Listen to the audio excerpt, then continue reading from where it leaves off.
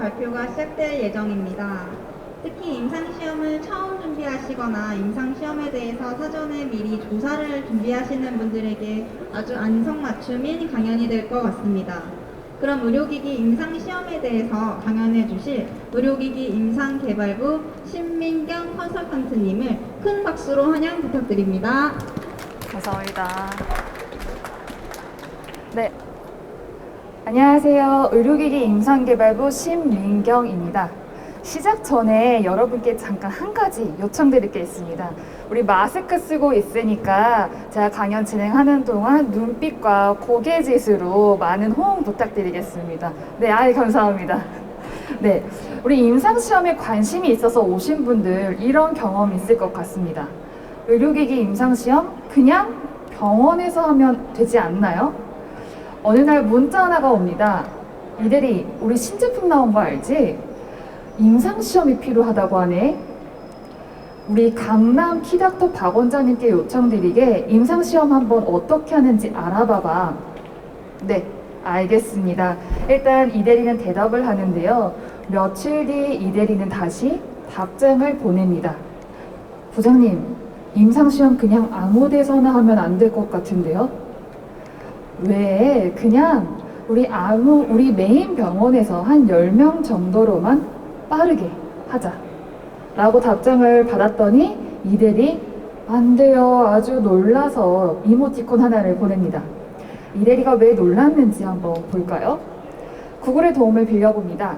의료기기 임상시험 하려면, 자, 검색하고 엔터 눌러보니 첫 번째 페이지에 굉장히 눈에 띄는 문구가 있습니다.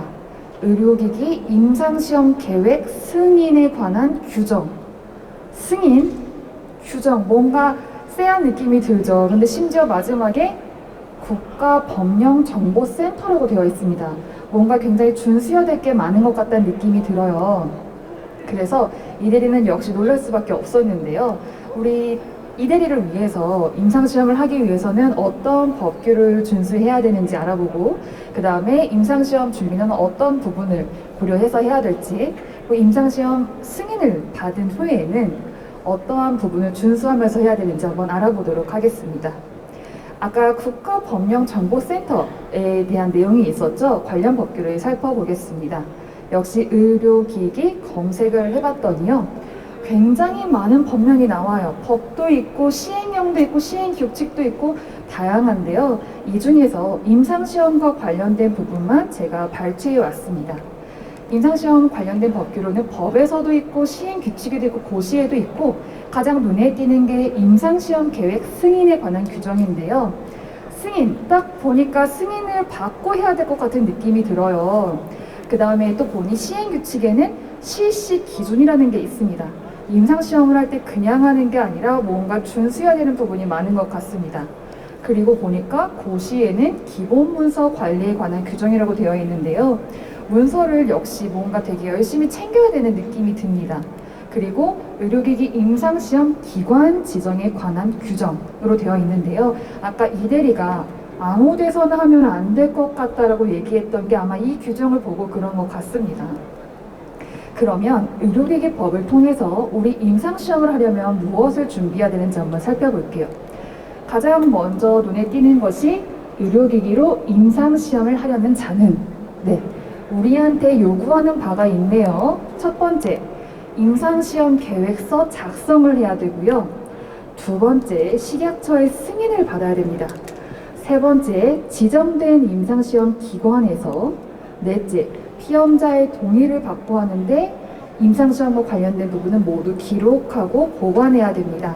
그리고 마지막으로 임상시험을 운영하면서는 임상시험 관리 기준, 그 밖의 규정들을 준수해서 하셔야 합니다. 그러면 임상시험을 어떻게 해야 되는지 한번 알아보겠습니다. 우리 계속 반복해서 승인이 중요하다고 그랬는데요. 승인을 중심으로 해서 한번 알아보겠습니다. 일단 우리 의료기기를 개발을 했고 그 다음에 임상시험이 필요하다는 것도 인지를 했습니다. 임상시험은 허가용으로 할 걸로 결정을 했고요. 이제 우리가 해야 될 것은 연구자 선정입니다. 연구자를 선정하고 임상시험 계획서를 개발한 다음에 연구비를 산정해서 우리는 식약처와 IRB 승인의 단계로 갈 수가 있습니다. 그럼 우리 연구자는 어떻게 선정을 해야 될까요? 궁금하시죠? 연구자 선정은 앞서 말씀드렸던 것처럼 지정된 의료기기 임상시험 기관에서 할 수 있습니다. 따라서 연구자도 이 기관에 소속된 분야야겠죠. 이 연구기관에 대한 리스트는 식약처의 홈페이지에서 검색하실 수 있습니다. 제가 3월 2일 기준으로 가장 최근의 리스트를 찾아봤는데요. 그 리스트는 임상시험 기관이 178개로 지금 나와 있습니다. 기관은 알겠어요. 그럼 우리 연구자는 어떻게 선정하면 될까요?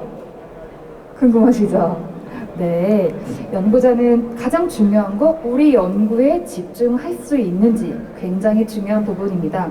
이 연구에 집중을 하는데 의료기기 허가용 임상시험 경험이 있는지 정말 중요합니다. 왜냐하면 의료기기 임상시험과 의약품 임상시험은 굉장히 다릅니다. 의약품은 복용만 하면 되지만 의료기기는 의사 혹은 피험자가 직접 사용을 해야 되기 때문에 단순히 먹는 것과는 매우 많은 차이가 있습니다.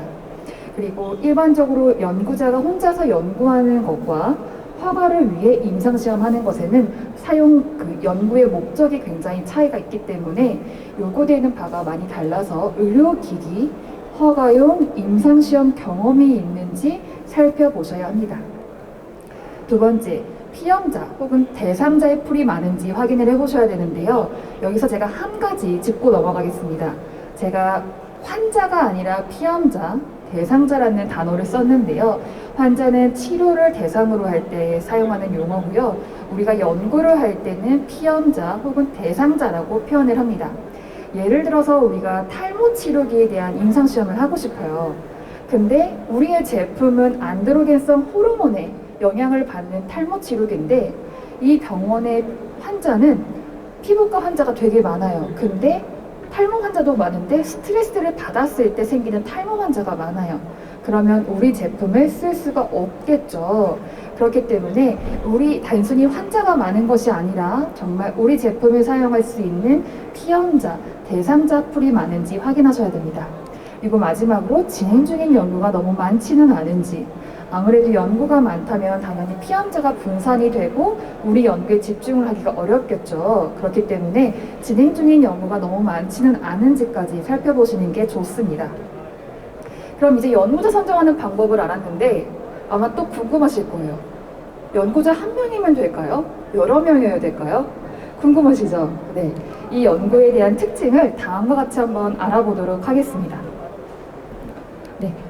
먼저 첫 번째로 임상시험을 여러 기관에서 하는 경우에는 당연히 빠르게 진행할 수 있겠죠. 그래서 기간을 단축할 수 있다는 특징이 있습니다. 반대로 여러 기관에서 한다면 관리해야 되는 업무량이 많아질 것이고 그에 따라서 비용도 증가할 수밖에 없습니다.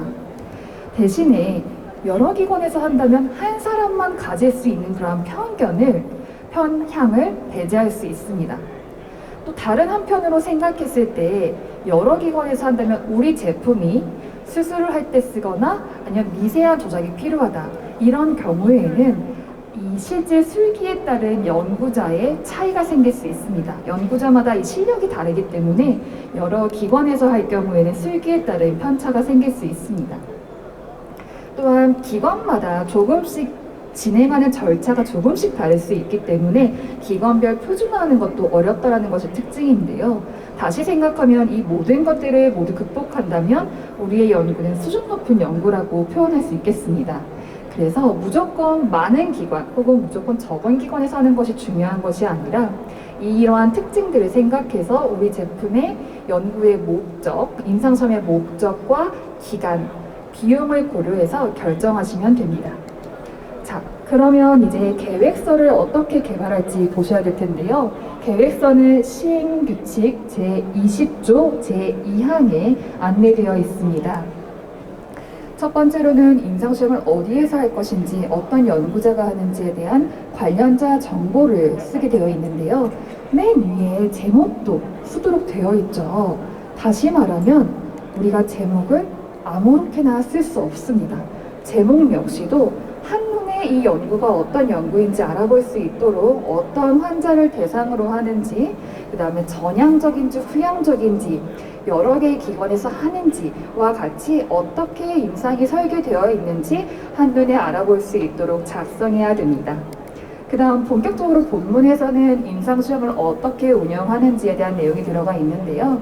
어떠한 사용자를 대상으로 하는지라는 내용이 있고, 제가 여기 보면 파란색으로 표시가 되어 있죠. 아까 우리 아까 부장님께서 10명만 빠르게 하자라고 하셨는데, 그냥 임의의 숫자로 우리가 10명을 정할 수 있는 것이 아니라 이렇게 인원수조차도 근거에 따라서 선정하셔야 됩니다. 그리고 임상시험은 어떻게 할 것인지 사용 방법에 대한 내용을 작성을 하셔야 되고요. 마지막으로 말미에는 KGCP라고 하는 임상시험 관리 기준에 따라서 윤리성을 지킬 수 있도록 피험자의 동의서나 피험자 보상에 관한 규약도 작성을 하셔야 합니다. 그래서 굉장히 전문적인 내용이 많이 필요한데요. 이러한 부분을 이제 앞에서 어떻게 몇 명을 대상으로 할지 결정되었기 때문에 이제 비용을 산정하실 수 있습니다. 드디어 우리 대표님들께서 가장 궁금해하실 만한 연구비 산정 부분인데요. 연구비는 연구자와 협의를 해서 산정하실 수 있습니다. 대신 연구자가 요구하는 대로 모두 다 그 금액을 다 드리는 것이 아니라 기관 IRB별로 기준이 있기 때문에 그 기준을 준수해서 하셔야 됩니다. 옆에 보시면 이렇게 예시로 실행 예산 계획서를 제가 가지고 왔는데요. 이 부분은 각 기관별로 상이하기 때문에 미리 검색하셔서 확인해 보시면 됩니다. 이 연구비의 구성은 직접비, 간접비, 병원 관리비 등으로 구성이 되어 있는데, 직접비 안에 인건비 그리고 검사비가 포함되어 있습니다. 근데 검사비는 우리가 치료를 목적으로 하는 것이 아니기 때문에 의료보험이 적용되지 않습니다. 그렇기 때문에 우리가 예상했던 것보다는 조금 높게 금액이 나올 수 있어요. 그래서 이러한 부분들을 고려하셔서 연구비를 산정하시게 되면 이제 드디어 식약처에 제출할 수 있는 서류가 모두 준비가 됩니다. 우리 제품 개발하면서 성능 시험하시고 기술문서 다 준비하셨죠. 그 다음에 품질 경영 시스템 GMP 받으셨고, 앞에서 열심히 계획서도 개발하였습니다. 이 개발한 계획서까지 우리 제출 서류들을 모두 식약처 전자민원 창구를 통해 접수하실 수 있고, 대략적으로 약 3개월 정도 소요된다고 생각을 하고 있는데요. 만약에 식약처에서 기술문서 중에 성능시험과 관련된 보완이 나올 경우에는 조금 더 일정이 길어질 수 있다는 것을 감안하셔야겠습니다. 다음으로는 IRB의 서류를 제출할 건데요. IRB는 윤리적인 부분을 굉장히 중시합니다. 그래서 임상시험 계획서뿐만 아니라 증례기록서, 그리고 동의서를 제출하도록 하고 있고요. 우리가 어떤 연구 정보를 수집할 것인지 작성하는 증례기록서를 제출하도록 하고 있습니다. 그 다음에 우리가 계속 강조해서 말씀드리는 윤리적인 부분 때문에 피험자에게 만약에 이상이 생겼다면 어떻게 보상할 것인지에 대한 부분을 반영하기 위해서 피험자 보험, 그 다음에 보상 규약도 제출하도록 하고 있고요. 앞에서 산정한 연구비 상세 내역서, 그리고 중요한 식약처 승인서까지 제출하셔야 됩니다.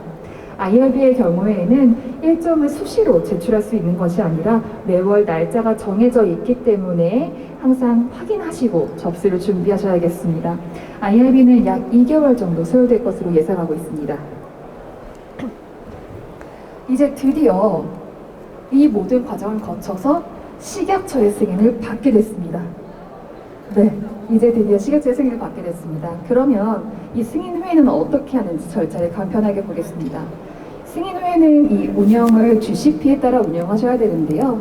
첫 번째로는 임상시험 계약을 하셔야 되고, 개시 모임, 그 다음에 임상시험을 하면서 모니터링 활동을 하시고, 그 다음에 종료 보고, 그 다음에 데이터 관리와 통계 분석, 그 다음에 결과 보고서까지 작성을 하시게 됩니다. 조금 더 어떤 업무를 하나 봤더니 굉장히 깨알같이 많은 글씨가 써 있어요. 단순히 모임만 하고 방문만 하면 되는 줄 알았더니 그것이 아니에요. 그래서 이 임상시험을 진행하면서는 굉장히 전문가가 교육받은, 훈련받은 전문가가 업무를 수행을 해야 되고, 굉장히 많은, 깨알같이 많은 업무들을 챙겨야 됩니다. 그래서 이러한 업무들을 우리 회사에서 임상시험 단 한 번을 하기 위해 많은 전문가들을 채용하기 좀 어려운 부분이 있을 거예요. 그래서 불가피하게 저희 사이닉스와 같은 시야를 끼고 하실 수밖에 없는데요. 이 일을 맡기더라도 어떻게 하는지 알고 맡겨야 정말 일을 잘하는지 못하는지 확인하실 수 있겠죠. 그런 관점에서 어떠한 법규를 지켜야 되는지 보겠습니다. 앞에서 승인에 대한 부분 말씀드렸고, 이제 임상시험 관리 기준과 기본 문서 관리에 관한 규정을 지켜보도록 하겠습니다. 임상시험 관리 기준에서는 첫 번째로 자격을 말하고 있는데요. 아무나 하는 것이 아니라 훈련 받은 전문인으로부터 임상시험을 운영할 수 있습니다. 이 중에서 중요한 포인트가 의뢰자, 우리 임상시험을 하고자 하는 우리 회사의 여러분들께서는 임상시험과 관련한 의뢰자의 업무를 전부 혹은 일부를 사이엑스와 같은 임상시험 수탁기관에 맡길 수 있지만, 의뢰자는 임상시험 자료의 품질과 정확성에 대한 관리 책임을 지도록 하고 있습니다. 따라서 우리 회사에서 업무를 맡겼다고 끝이 아니라 정말 잘 하고 있는지, 데이터가 정확한지 확인하도록 하고 있습니다. 다음 가장 중요한 것, 주식비에서 제일 우선적으로 요구하는 것이 윤리성입니다. 피험자의 권익을 우선시하는 것인데요. 그렇기 때문에 항상 이 임상시험에 어떻게 할 것인지 동의를 받고, 그 다음에 충분한 설명을 하고 동의를 받고 진행하셔야 되고요. 언제라도 피험자가 원한다면 동의를 처리할 수 있도록 하고 있습니다. 마지막으로 신뢰성인데요. 우리 연구가 정말 위반한 것이 없다, 그리고 우리 마음대로 한 것이 없다라고 보여줄 수 있도록 신뢰성을 요구하고 있습니다. 따라서 우리가 처음에 승인받았던 계획서대로 임상시험을 했다라고 하는 것 하나, 그 다음에 이 모든 것들은 기록으로 남겨서 다시 한번 검토할 수 있도록 하고 있습니다. 네, 그래서 이렇게 데이터를 확인하기 위해서는 모니터링이라고 하는 활동을 하는데요. 모니터링은 훈련받은 CRA, 모니터링 요원이 활동을 하게 됩니다. 그 내용으로는 이 데이터가 완전성을 갖췄는지 확인을 하기 위해 계획서, 우리가 작성했던 임상시험 계획서와 그다음에 GCP 관련된 요구된 규정들을 준수하고 있는지를 확인해야 되고요. 두 번째로 앞에서 강조했던 윤리적인 부분을 잘 준수했는지 보기 위해 피험자의 동의 여부를 확인하도록 하고 있습니다. 그리고 마지막으로는 문서에 대한 부분의 정확성, 완전성, 상호일치를 확인하기 위해서 기존에 작성되어 있는 문서와 다른 부분은 없는지 확인하는 활동을 하도록 하고 있습니다. 마지막으로 기본 문서 관리에 관한 규정인데요.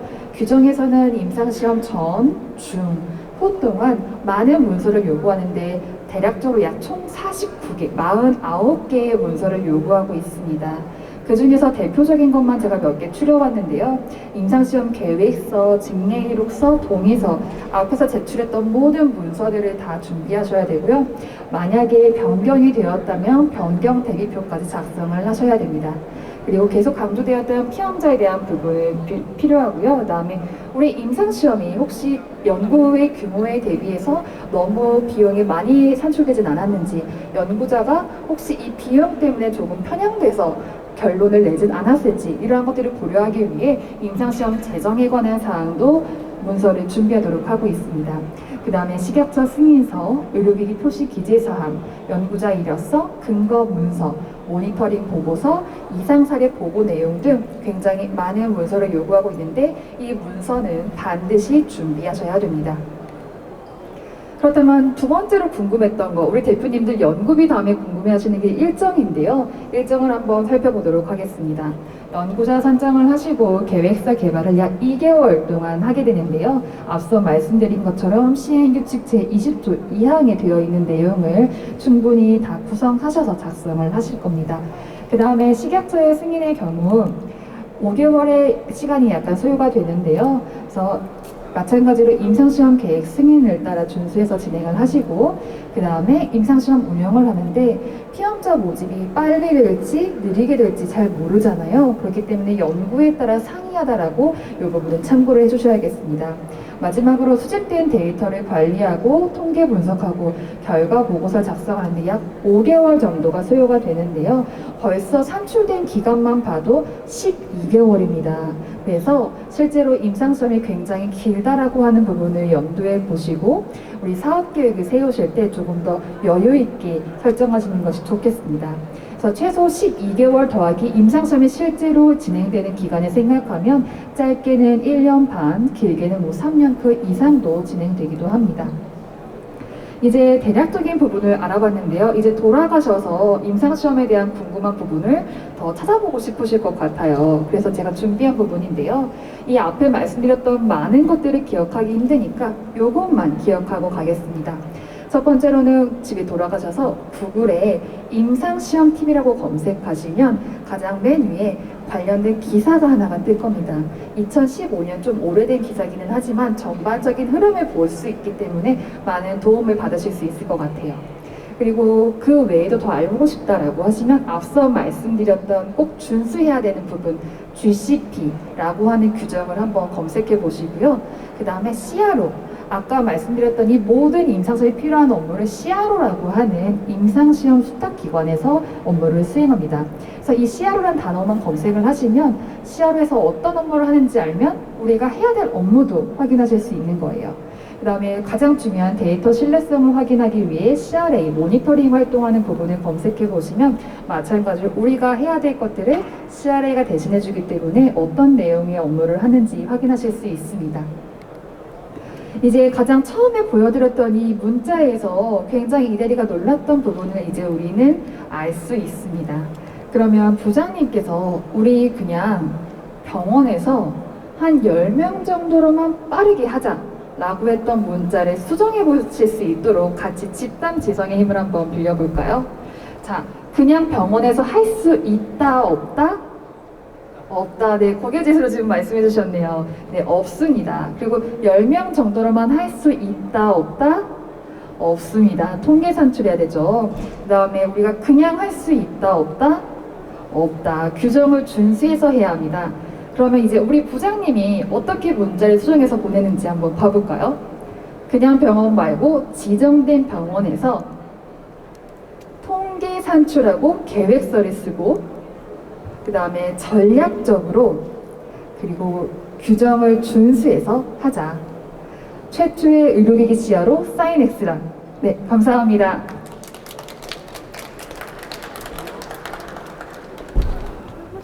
길지 않아요? 아니요. 괜찮아요? 어차피 감사합니다.